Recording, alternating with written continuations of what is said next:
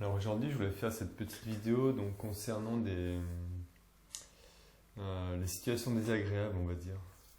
Des fois, on vit des choses, on vit des situations voilà, où on peut se sentir vraiment pas bien, on peut se sentir humilié, on peut se sentir euh, bafoué, on peut se sentir trahi, on peut se sentir blessé de manière générale. Et ce petit point-là, alors, on a trois grands axes en fait face à une telle situation. Il y a, il y a trois choses en fait. Enfin, il existe peut-être d'autres façons. En tout cas, il y en a trois qui sont clairement identifiées. C'est-à-dire que face à une telle situation, c'est soit de pouvoir changer la situation extérieure,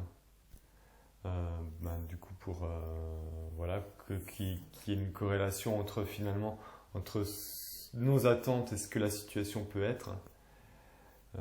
L'autre choix, c'est de fuir la situation, c'est-à-dire qu'on n'est pas en mesure ou on ne se croit pas en mesure de changer la situation extérieure, et du coup, on fuit la situation.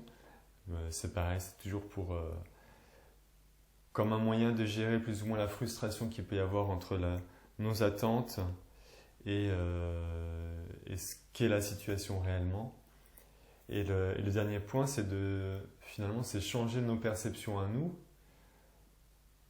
C'est-à-dire, donc, on ne change pas la situation extérieure, on ne fuit pas, donc c'est changer, du coup, ses perceptions à soi pour que, du coup, la situation soit plus agréable. Donc, en gros, ça, c'est les trois grands points, on va dire, les trois grands choix qu'on peut faire face à une situation qui nous est désagréable.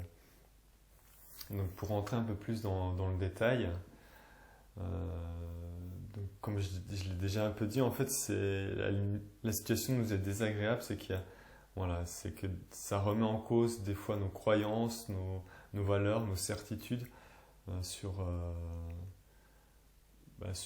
nous-mêmes, sur ce que la vie, sur ce qu'on croit qu'est la vie ou comment on voudrait qu'elle soit. Et du coup, quand une situation extérieure n'est pas en accord, nous montre quelque chose d'autre, ou voilà, il y a un conflit, il y a une frustration, et du coup, voilà, comment on réagit. Donc il y a les trois façons que j'ai énoncées. Et pour mieux comprendre ce que je voulais dire, c'était que des fois ces constructions-là, ces constructions de nos croyances, de nos valeurs, elles ont été construites sur des parties blessées de nous-mêmes par rapport à des situations qu'on a pu vivre, soit dans l'enfance ou enfin, durant notre vécu. Et du coup, on a tendance à répéter ces choses-là, à répéter une telle situation, à la voir sous ce prisme, avec telle lunette, de voir la situation comme ça, et du coup, on réagit conformément voilà, comme ça s'était déjà passé. Du coup, là, on recrée cette situation désagréable. Du coup, c'est vrai que ça peut être des fois intéressant de se poser vraiment la question finalement, qu'est-ce qu'on veut vraiment changer? Est-ce que c'est la situation extérieure ou finalement c'est peut-être juste notre regard sur la situation? Et de voir que finalement c'est peut-être juste des parties blessées qui sont en nous qui ont besoin juste d'être révélées et puis d'être acceptées, d'être accueillies pour pouvoir se sentir peut-être plus à l'aise face à une situation. Donc pour entrer plus en détail dans les trois choix possibles, donc la première c'était pouvoir donc changer la situation extérieure. Changer la situation extérieure, donc voilà, il peut y avoir un côté positif et un côté négatif. Côté positif, c'est voilà, c'est de pouvoir oser affirmer ses convictions, ses croyances, et puis voilà, pouvoir influencer le reste du monde, on va dire, avec ses valeurs. Et le côté négatif, c'est que des fois ça peut tourner à l'entêtement, où justement on cherche à cacher une partie blessée de nous-mêmes, de pouvoir changer l'extérieur comme cette incapacité à revenir à l'intérieur de nous-mêmes et de finalement nous changer notre regard. Donc c'est vouloir imposer à l'autre à tout prix comme s'il y avait quelque chose de sous en nous qui ne pouvait pas accepter la situation telle qu'elle est. L'autre point, donc le deuxième choix qu'on peut faire, donc c'est de fuir la situation. C'est-à-dire on peut ne pas se sentir capable de changer la situation extérieure. On peut se sentir non plus pas capable de changer son regard. Et du coup, la solution, c'est de pouvoir fuir la situation. Alors, ça ne va pas empêcher que, même si on fuit la situation, on puisse retrouver une situation similaire dans un autre contexte. Et enfin, le dernier choix possible, c'est de changer nos perceptions ou se laisser changer par la situation. Donc ça, voilà, je vais le regarder sous ce regard positif et de constructif que ça peut être, et la démarche à avoir pour se laisser changer par la situation, enfin l'expliquer de manière un peu plus claire ce qui se passe dans ce processus-là. Alors se laisser changer par les situations. Voilà, les situations désagréables, on ressent, je vais prendre l'image d'un garçon, d'une fille, sur un muret, qui marche sur un muret, et puis il y a du vent qui souffle. Le vent souffle fort, voilà.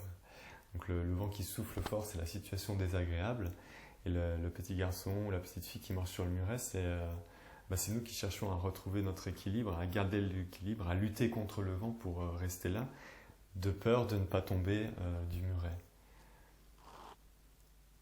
Donc, se laisser changer par la situation, c'est accepter de finalement tomber du muret. C'est accepter pleinement l'émotion qu'il peut y avoir sur le moment. C'est très douloureux, c'est très désagréable, ça peut faire peur.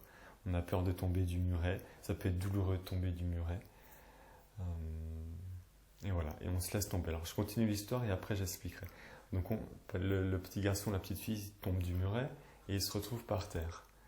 Une fois qu'il est par terre, du coup, il peut se laisser le temps déjà d'être par terre.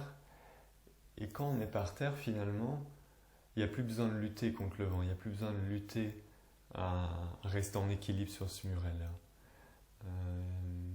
Quand on est par terre, il n'y a plus à lutter de notre place sur le petit muret. Donc le muret, ça représente finalement nos valeurs, nos conceptions, nos croyances. Nos croyances qu'on peut avoir vis-à-vis de nous-mêmes, nos croyances qu'on peut avoir vis-à-vis de la vie, et que du coup, on est libéré de ce petit muret quelque part. C'est-à-dire que le petit muret, voilà, ça représente notre limite, notre conception, nos valeurs, et que là, du coup, quand on est en bas, on peut avoir finalement l'opportunité d'avoir une autre limite, d'avoir d'autres valeurs, d'avoir d'autres conceptions, d'élargir, et que ce soit plus libre, qu'on n'est plus en lutte contre le vent, mais qu'on est serein. Au contraire, on est par terre, on a les pieds sur terre, et puis on vient retoucher, ça nous invite à retoucher une partie de nous-mêmes qu'on ne souhaitait peut-être pas voir, qu'on était sur le muret, qu'on ne souhaitait pas aller voir tout en bas, là, en bas du muret. Et donc là, on y est maintenant, et puis ça peut, d'avoir les pieds sur terre, d'être posé comme ça en bas, ça permet des fois de construire des choses beaucoup plus stables et sereines. Donc voilà la petite image, et puis il y a une phrase qui représente ça, une citation que j'avais bien aimée, qui disait « Si je ne t'avais pas mis dans cette situation désagréable, tu n'aurais jamais changé. Signé l'univers. » Voilà, ça représente un petit peu ça. C'est que des fois, ces situations extérieures qui nous paraissent désagréables, elles peuvent être vraiment une invitation à nous